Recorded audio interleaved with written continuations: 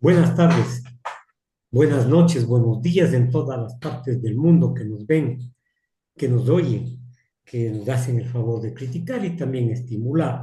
Crecemos día a día en las diferentes plataformas que manejamos, así como en la plataforma Seno. Tenemos allí radio que se transmite diario, que se transmite a todo tiempo, a todo nivel dentro de la comunicación.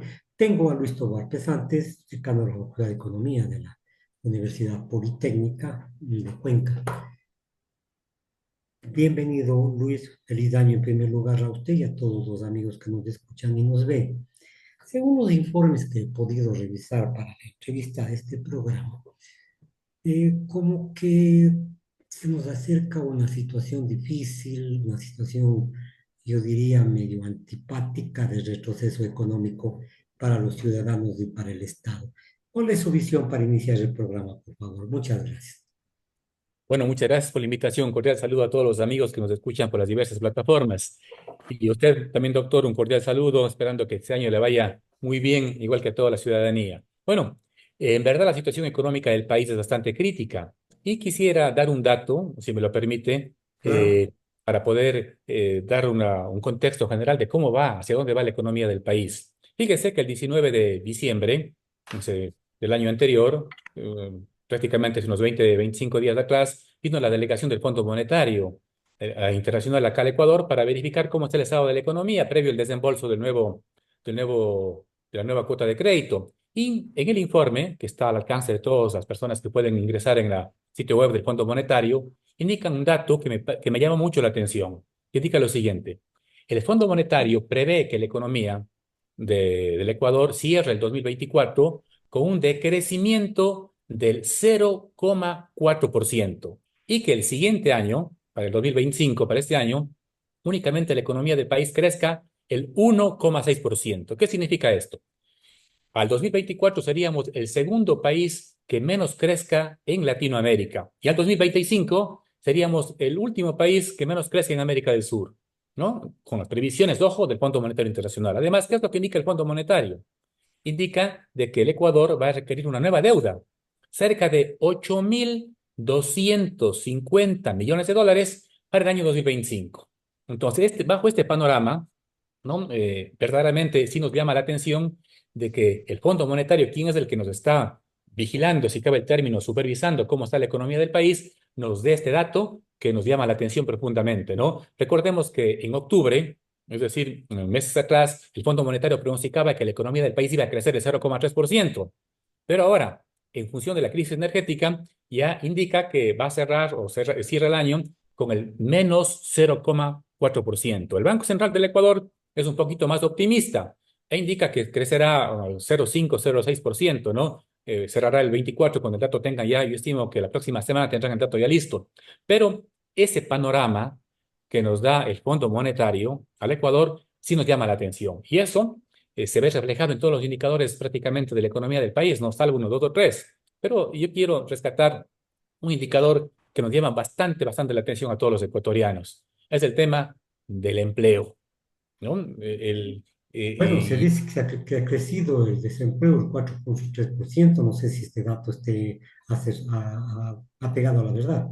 ya, yo quiero dar dos datos acá. En primer lugar, el dato del empleo adecuado, que hace referencia a la gente que tiene un empleo que al menos gana el básico y al menos trabaja 40 horas por semana, ¿no? Ujú. Entonces, y también el desempleo. El desempleo se ha incrementado en época desde que está presidente el señor Noboa, del 3,5 al 3,7% de noviembre a noviembre. Entonces, el último dato que le voy a dar es al 23, perdón, a noviembre del año anterior. El Banco Central sacó este dato, perdón, el INEX sacó el dato el 23 de diciembre, ¿no? Entonces, es un dato, el último que ha publicado de empleo. Y el empleo adecuado, al que más me preocupa, únicamente al mes de noviembre del año 2024, solamente 33,7 de cada 100 ecuatorianos tienen un empleo pleno o un empleo adecuado. En otras palabras,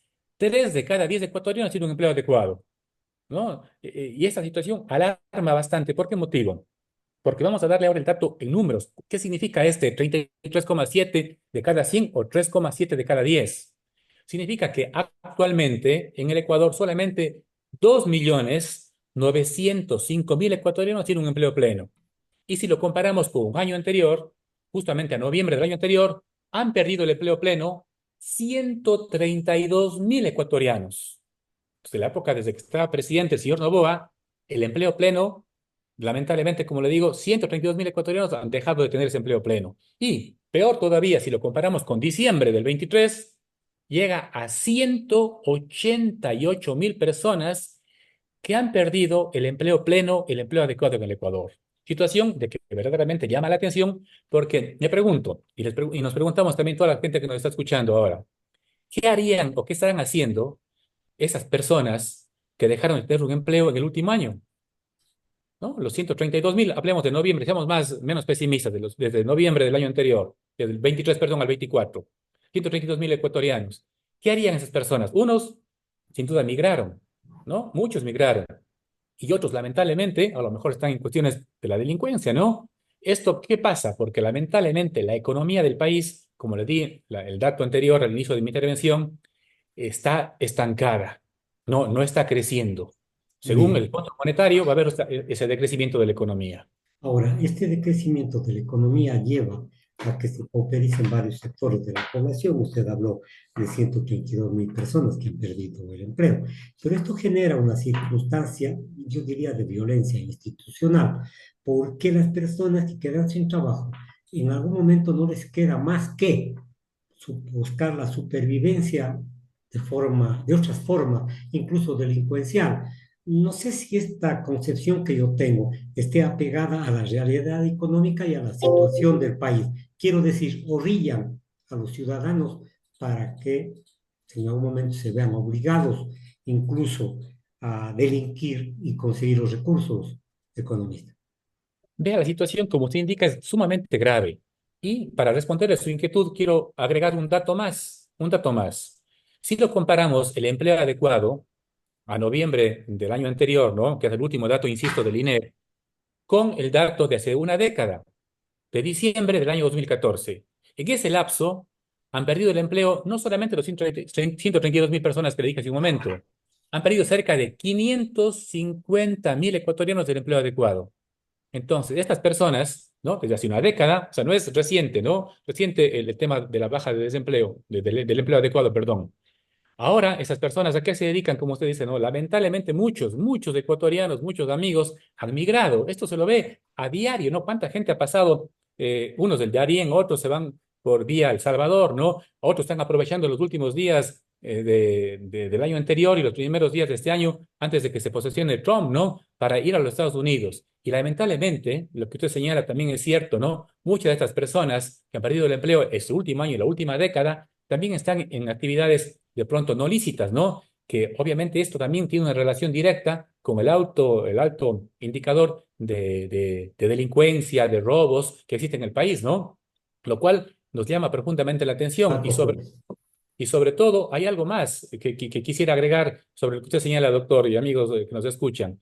Si vemos el último decreto, me parece que el 2 de enero, el presidente Noboa quiere un decreto en donde pide que se llame nuevamente el estado de excepción en varias provincias del Ecuador, ¿no? Y en uno de los puntos, en una de las hojas de su decreto, hace referencia al incremento de la delincuencia en los últimos meses, ¿no? Que se ha incrementado la tasa de delitos en cerca del 4,5%. Entonces, Ya. fíjese, entonces, estamos ahí en una contradicción muy grande, ¿no? Si bien indica que el plan Fénix ha dado sus resultados, pero en el mismo decreto, que les invito a las personas que nos están escuchando a que ingresemos en decretos presidenciales y que fue firmado el 2 de enero, ahí está en los antecedentes para decretar este estado de excepción en el Ecuador, que la tasa de delincuencia en el Ecuador se ha incrementado el 4,5%. Entonces, lamentablemente esta situación tiene relación directa a la falta de empleo de la gente en el Ecuador. Bien, podría yo decir y citar a algunas personas que hacen análisis económico, pero se dice claramente, si no se orientan las prioridades de administración y dirección de la economía al servicio del país, él mismo continuará atrasado y estancado. Se han perdido las posibilidades de progreso para la mayoría de la gente. Es más, en estos días nos han llegado 500 millones de dólares. ¿A dónde van? Es justo que se endeude al Estado si no hay políticas públicas para solucionar problemas básicos de la economía, de la salud, de la educación, en fin. Vea, la situación, quiero corroborar lo que usted señala con otro dato que me parece interesante que los amigos conozcan, ¿no? Y que tiene relación directa con el tema del empleo y también con los recursos escasos que se tiene el Estado para la parte social. Me refiero al tema de las ventas en el país. ¿Cómo se ha comportado las ventas en el Ecuador? Justamente por el tema también impositivo que se incrementó el IVA al 15%, ¿no? Fíjese, voy a darles un dato un poco histórico para que la gente tenga una idea de cómo está la economía del país. Desde el año 2020 al 21, luego de la pandemia, hubo una recuperación de las ventas en el país de cerca del 20%, 19-20%. Luego del 21 al 22 siguió creciendo las ventas, pero se fue desacelerando la economía, entre el 13 y 14%. Pero del 22 al 23 la economía se desaceleró mucho más. Las ventas se incrementaron únicamente el 3%. Pero fíjese ahora, en los primeros 10 meses del año 2023, con el 24, es el último dato del SRI, no hay datos todavía a noviembre ni diciembre, Ajá. las ventas se han incrementado únicamente el 1,6%. Si les quitamos el tema de las exportaciones, las ventas únicamente se han incrementado el 0,6%. ¿Qué significa esto, no? De que lamentablemente la gente ha decidido a lo mejor posponer sus necesidades de consumo, no están consumiendo, no tienen a lo mejor recursos para consumir también, ¿no? Y las ventas se han ido disminuyendo notablemente, sobre todo en el tema de construcciones, en el tema de industrias manufactureras, que han ido a la baja las ventas. Entonces, esto ocasiona directamente un impacto, tiene un impacto directo en el tema del empleo. El dato que iniciamos dándole a ustedes y amigos oyentes, ¿no? Al inicio de la intervención. Si es que una empresa no vende, ¿no? Obviamente no hay inversión, obviamente no requiere más plazas de trabajo. No hay muchas empresas grandes que justamente en los meses de diciembre, ya van a salir los datos, a lo mejor yo estimo a mediados de enero, el dato a diciembre del empleo, que antes contrataban personas, los temporales, ¿no? Claro. Por las ventas de diciembre. No lo han hecho muchas empresas grandes, no solamente en Cuenca, sino también en el Ecuador. Y esto ha ocasionado, insisto, ¿no? De que muchas personas no tengan esa opción, esa posibilidad de tener un empleo digno, ¿no? En donde al menos ganen el básico y al menos trabajen 40 horas por semana. Bien, Y ahora, se dice que la matriz productiva del Ecuador genera muy poco empleo, es decir, el Estado ha recortado la inversión pública, y esto hace entonces que se genere muy poco empleo y se reste incluso el empleo. Además de eso, se dice que los bajos niveles de productividad y la falta de inversión pública y privada marca este hecho histórico del desempleo y del crecimiento de la pobreza en la población. vean, lo que usted señala es cierto, doctor. Y voy a responderle primero dando un ejemplo, ¿ya? El PIB del Ecuador, una fórmula muy básica para que todos los amigos lo entiendan, es igual al consumo más la inversión, más el gasto, más las exportaciones, menos las importaciones. Vamos por partes. El consumo, la gente está consumiendo, no ha consumido, ha reducido el consumo, ¿no? ¿Por qué motivo? Porque el tema, altos impuestos. Vamos al tema de la inversión. La gente invierte en este momento por el tema de la inseguridad, tampoco invierte por la inseguridad y tampoco invierte por las tasas de interés que están relativamente altas, aunque ha habido un leve descenso a finales del año, pero igual son altas las tasas de interés. Vamos al tema del gasto público. ¿Ha habido gasto público? Tampoco ha habido gasto público. Así es. Entonces, no hay inversión pública, no hay inversión privada, no hay inversión privada nacional, no hay inversión privada extranjera en el país. Esta situación hace de que el empleo lamentablemente no crezca y más bien disminuya. Y un dato extra, doctor, que me parece importante que los amigos lo conozcan, el dato de la inversión extranjera directa en el país, para ver qué confianza tiene el inversor extranjero en nuestra economía, en el Ecuador, en el año anterior. El dato está publicado en el Banco Central desde el primer semestre del año 24, pero ya hay unas proyecciones de la CEPAL para a diciembre del 24. Ya. Al primer semestre del 24, únicamente hubo inversión extranjera directa en el Ecuador, 119 millones, la más baja de los últimos 10 años, la más baja de la Ujú, historia del Ecuador. ujú. Sí, ¿Ya? sí. En un momento en que supuestamente este gobierno, ojo, no estoy, estoy indicando solamente las cifras, ¿no? En este momento no estoy con una posición en contra del gobierno, pero las cifras nos están señalando lo contrario, lamentablemente, ¿no? Un gobierno que supuestamente tenía apertura al capital privado, al capital extranjero sobre todo, hay una baja notable, es la más baja de los últimos 10 años. Y según la CEPAL, va a cerrar el año no más allá de los 500 millones de dólares, igual la más baja de los últimos años. Bien. Que la gente tenga Sí, sí, una, solamente una referencia nada más. Al primer semestre, 120 millones de dólares para redondear la cifra en inversión extranjera directa. Pero en remesas de los migrantes, 3.000 millones. ujú, Remesas ha llegado 25 veces más que en inversión extranjera directa. Entonces, correcto. esta situación sí nos llama profundamente la atención de las condiciones por las cuales atraviesa el país, en donde no es atractivo para la inversión pública, privada, nacional y extranjera. Y esto se repercute directamente en el empleo. Ahora se dice, economista, que está asolando la economía ecuatoriana y paralizando la misma el pago de la deuda externa. Hasta noviembre de 2024 se ha pagado por intereses 3.326 millones de dólares, por amortización 5.200 millones, 210 millones. Es decir, hemos pagado 8.536 millones de dólares. Hemos honrado la deuda externa. Estamos felices de tener una calificación, entre comillas, buena ante los organismos de crédito internacional. Pero en la economía del Ecuador ha caído y se dice que hay un exceso de endeudamiento público en los gobiernos de Moreno, Lazo y Novoa. Fíjese, un dato que extra sobre todo, el mismo Fondo Monetario indica que para el año 2025, para este año, se van a requerir más préstamos. Más préstamo. Sí, cerca de 8.250 millones. Esto dijo en el último informe del 19 de diciembre, cuando vinieron a hacer la visita para el préstamo SAF, que se llama, ¿no? Y nos indicaban de que cuál fuente para equilibrar el presupuesto del Estado, obviamente, debe endeudarse más del Estado. Y Uh algo que -huh. me llama la atención también, tocaron el tema impositivo, ¿no? Entonces, este tema impositivo también nos llama mucho la atención porque en el presupuesto del Estado, el mayor cantidad de recursos que inyecta el tema de ingresos son el tema de impuestos. Y en este año que cerramos, en el 2024, hubo una mayor recaudación. ¿Ya? ¿Pero por qué? ¿Pero por qué? Y les voy a indicar qué es lo que va a pasar en el 25, si me lo permiten. Claro. En el 24 hubo una mayor recaudación, uno, por el tema del incremento del IVA, los 3 puntos del IVA. Número dos, por el tema de la remisión tributaria. Recordarán que se perdonaron los intereses a la gente que paga el capital y se Uh -huh. recuperaron 500 millones de dólares. Número tres, por el tema del impuesto a los bancos y las cooperativas, cerca de 200 millones. Y otro impuesto más por seguridad. Y además de eso, las autorretenciones por cerca de 1.500 millones. Entonces, si restamos, si neteamos eso, esos recursos en el próximo año, en este año, perdón, en el 2025, ya no van a haber. Ya no van a haber esos recursos, ¿no? Que hubieron en el 24, con los cuales se pudieron pagar algunas deudas en el mes de diciembre del 24. En el 25, ¿qué le toca? De acuerdo a lo que también el Fondo Monetario ha dicho, ¿no? Aplicar de pronto una nueva reforma tributaria, ¿no? Claro. Uh ¿Ah? -huh. ¿Es para qué? Para recaudar más. A lo mejor se van a eliminar algunas deducciones que se tienen en los gastos, ¿no? Yo pienso, ¿no? Yo pienso esto, ¿no?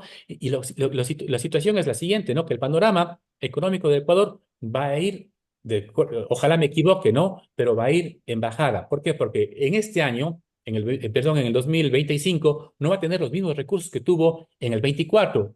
Voy a repetir, por el tema autorregulación, autorretenciones, impuesto a los bancos y cooperativas, la remisión tributaria y el impuesto por el tema de seguridad, Uh que eran -huh. impuestos que solamente subieron en el año 2024, que le sirvieron en algo para la caja fiscal. En este año no va a tener eso. ¿Qué le queda a él? Subir impuestos, número uno, endeudarse más, ¿no? Correcto. ¿Y por qué? Porque también tiene que cancelar las deudas de periodos anteriores, ¿no? Ya las deudas que dejó refinanciando, me recuerdo la última refinanciamiento grande que fue el que hizo Lenín Moreno, que Uh le toca -huh. pagar en el 25, 26 y 27. Entonces, Claro. lamentablemente esto va a ser un camino sin fin, ¿no? Nos vamos a endeudar más para pagar la deuda que tenemos, pero no hacemos nada por buscar nuevas fuentes de ingreso en el país, ¿no? Y aquí alguien me pregunta, se preguntará, ¿no? ¿Y de dónde más puede sacar plata el Estado, ¿no? Para tener más ingresos que equilibren el presupuesto estatal, ¿no? Que tener más ingresos para que pueda compensar los gastos e inversiones que se haga. Yo pienso, vea, algo que me llamó la atención, doctor y amigos oyentes, es el tema, el segundo ingreso que tiene el presupuesto del Estado es el tema del petróleo. ¿no? Del petróleo. Pero fíjese que en este año, la producción de petróleo ha estado baja. No ha superado los 470.000 barriles de petróleo por día. Ujú, ¿Ya? Cuando años anteriores superaba los 510.000, incluso hubo un año que llegaron a 520.000 barriles de petróleo por día. ujú. No se ha hecho ninguna inversión, ¿no? en el tema del petróleo, ¿ya? A sabiendas de que el precio, el WTI, el viernes anterior cerró a cerca de 72, $73, ¿no? Un valor relativamente alto a los años anteriores. Lamentablemente el gobierno no ha invertido, como usted dijo hace un momento, no hay inversión pública tampoco. Pero Y una debería. pregunta, una precisión, Luis, por favor. No hay inversión en el sistema petrolero, ha caído la exportación, la extracción, en fin. Pero sin embargo están proponiendo privatizar o dar como dato, como ustedes quieran entenderlo, prestar los servicios para que nos den extrayendo el petróleo. El grupo Sacha, el Paso Sacha, que es el que más produce en el Ecuador, posiblemente sea concesionado o privatizado. A lo mejor al final de la tarde no buscan esto. Mira, ahí me llama la atención algo. El día de ayer salió una información, o el día viernes pasado, perdón, de que es el quinto gerente de Petroecuador que ha renunciado. El quinto. O sea, hay En cinco un gerentes año. exactamente en un año. Entonces, ¿qué continuidad podemos darle a una política petrolera si no existe una persona que esté al mando con una proyección hacia el futuro? Entonces, aquí de pronto, no estoy seguro de aquello, pero sí me sale la duda que usted señala en este momento, de pronto señalar de que el Estado es ineficiente, no es ineficiente y no tiene Ujú. la capacidad para producir. Y es por ello que se hace falta una alianza público-privada, ¿no es cierto? O una concesión para que nos ayuden a explotar y tener mayor producción, ¿no? Entonces, en condiciones normales, si es que no hubiera pasado esto de los cinco gerentes, yo de pronto hubiera dicho, correcto, ¿no? Busquemos una alianza con el sector privado para tener mayores ingresos petroleros, Ujú, ¿no? ujú. Pero fíjese, al haber este antecedente de los cinco gerentes en Petroecuador, ¿no? Significa que no ha habido el apoyo, uno, en la parte del financiamiento, y número dos, en el tema de un liderazgo y de una estabilidad a la parte de la dirección. ¿No? Es como en cualquier empresa que tengan aquí los amigos que nos escuchan. ¿Qué empresa puede tener una política a largo plazo con cinco gerentes en un año? Sí, es Ninguna. gravísima la situación. Es una caja de Pandora, yo diría, la situación petrolera en el Ecuador. Alguna situación busca. Acabo de ver, por ejemplo, uno de los mensajes del presidente de los Estados Unidos, que es reconocer a Maduro como presidente. ¿Reconoce a Maduro por demócrata o por el interés de los hidrocarburos, Luis? Vea, el país que mayores reservas de petróleo tiene en el mundo es Venezuela. Ya no Ujú. tengo el dato exacto, pero me comprometo en enviarle a usted. Es el, Gracias. país- es el país que mayores reservas tiene en el mundo. Entonces, es una potencia, ¿no? Entonces, a sabiendas de que ya de pronto Trump tiene nuevas proyecciones con el gobierno, requiere un aliado, ¿no? Y requiere un aliado por el tema petrolero. De pronto Ujú. estaría ahí la respuesta a lo que usted señala, ¿no? Pero insisto, Venezuela es el mayor el país que tiene mayores reservas de petróleo en el mundo en la actualidad, ¿no? Entonces es una potencia que está ahí, ¿no? Por el tema El, del combustible. el interés económico incluso trastoca la democracia. Se dice que nosotros debemos pagar más impuestos, ya lo señala, subir las aportaciones a 10, reducir las pensiones de jubilación. O sea, palo al pueblo, digamos, palo a quienes menos tienen. Pero sin embargo, para que salgan las divisas, le quitaron el impuesto que pagaban para la salida del divisal extranjero. Es decir, solamente ven la parte económica de los grandes, no las necesidades del pueblo. Así es, fíjese, esa situación también, y yo le agregaría algo más al tema de la eliminación del impuesto a la salida de divisas, que también voy a ver el lado de pronto positivo, voy a ver el lado positivo, ¿no? Verá, en el Ecuador, en el último año, las exportaciones se han incrementado, sobre todo en el tema de camarón, en el tema de banano, en el tema de productos mineros y El también cacao. exactamente un repunte notable en cacao, tanto en Ujú. cantidad y en precio, sobre todo por el precio. Pero en cambio, ¿qué ha pasado en el tema de de las importaciones? Se han reducido significativamente, ¿ya? Al dato que tenemos último, al mes de noviembre, el Banco Central, con el mes de noviembre del 23, comparamos de enero noviembre del 23 con enero noviembre del 24, se han reducido las importaciones en un 8%. Y fundamentalmente, ¿saben qué, doctor? En materias primas. Primo. Entonces, no está importando materias primas porque no tiene a quién vender. No, entonces el Estado vamos a ver el lado positivo de pronto, ¿no? Dice muy bien, voy a reducir ese ISD para que la gente pueda importar más y pueda abaratar sus costos de producción y pueda venderlo, ¿no? Pero aquí también habrá otra situación de que ese impuesto a la a la salida de divisas es el tercer impuesto que mayor aporta al fisco. Ujú, El número uno, obviamente, es el IVA, el impuesto a la renta, el IVA, y en tercer lugar está el tema del ISD. Entonces, ujú. si reducimos del ISD después, ¿de dónde va a financiar? En Entonces, estos 3 meses, $800 millones se dice que ya, dejarán de entonces, percibir el entonces, Estado. justamente, entonces nosotros debemos ver esto, ¿no? Si hay un negocio que tiene una fuente de ingresos X, y si se quita esa fuente de ingresos, debo ver yo dónde está la otra fuente que me vaya a suplir esa falta de ingresos acá, ¿no? Pero si no está estipulado esa nueva fuente de ingresos, ¿no? Ya nos preocupa bastante, ¿no? Y si es que hay esta posibilidad de esta reforma tributaria que nos incremente otros tributos, también va a ser complicado. Y algo más que usted señalaba, doctor, al ciudadano de pie, a toda la gente que nos escucha, a fin de mes, ¿qué nos pasa?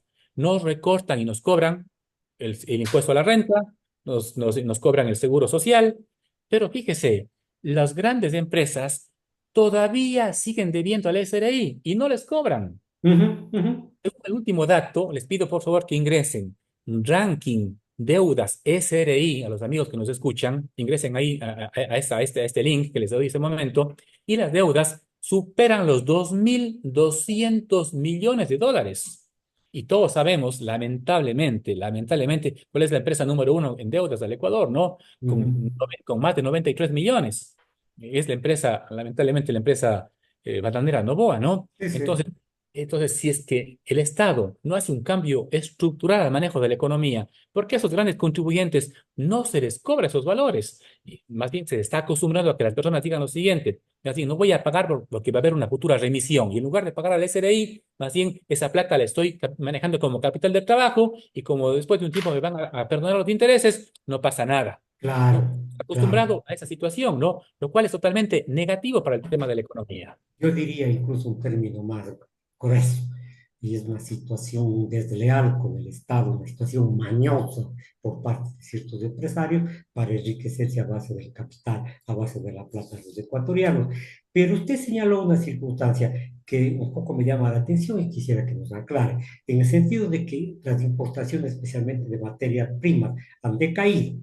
En el país se ha recortado la importación, pero, y no se produce. Pero este es el efecto del mercado. Si usted ofrece y no hay compra, no hay compradores, decrece la producción. O sea, este mercado nos marca a nosotros y no sé si de alguna forma subiendo la producción, entre comillas, especialmente de bienes suntuarios, digamos así, pueda la economía nivelarse si no hay el poder adquisitivo, Luis. Algo le agregaría a lo que usted señala, doctor, el tema de la innovación. El Ecuador es el país en Latinoamérica, en el indicador de innovación, en el último lugar. Incluso nos supera Bolivia en el tema de innovación. Mm. Ahora, si nosotros queremos que nuestra industria, ¿no?, crezca, debemos innovar. Porque caso contrario, ¿qué es lo que está pasando? Todas las personas con las que converso, en este momento, ¿dónde están comprando? ¿Dónde han comprado en Navidad? En Temu, ¿no? Claro, Ah, claro.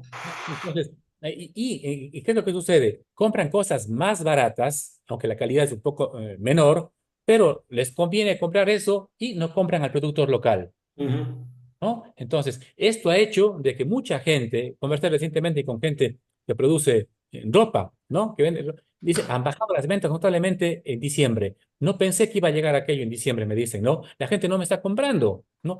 Pero, por otra parte, si nos vamos a consultar en el tema de las aduanas, está repleto por el tema de las importaciones pues, de Amazon, que la gente compra artículos a través de Amazon, a través de varias plataformas, en GoDaddy, a través de Temu, ¿no? Y eso también está perjudicando al productor directo, ¿no?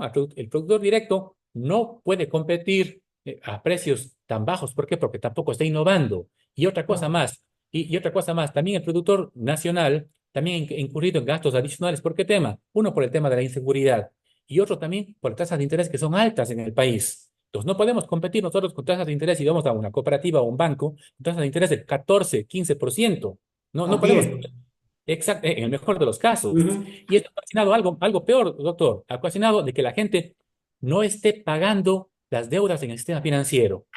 Y este dato lo pueden ver de Asobanca, en donde la morosidad y comparé yo noviembre del año 2020, el año de la pandemia, el año más duro, ¿no es cierto, Ujú. no? Con noviembre del año 2024, que es el último dato de Asobanca, ¿no? Que lo pueden ver, insisto, en el internet, la morosidad ha subido del 4,57 al 8,79, casi el doble. Sí, señor. Entonces, ¿por qué la gente no está pagando? Porque lamentablemente no está vendiendo. No es porque no quiere pagar, sino no hay cómo. Exactamente. Y no vende, ¿por qué? Porque la gente ha disminuido su poder adquisitivo, ¿no? Y también ha reducido su nivel de compra.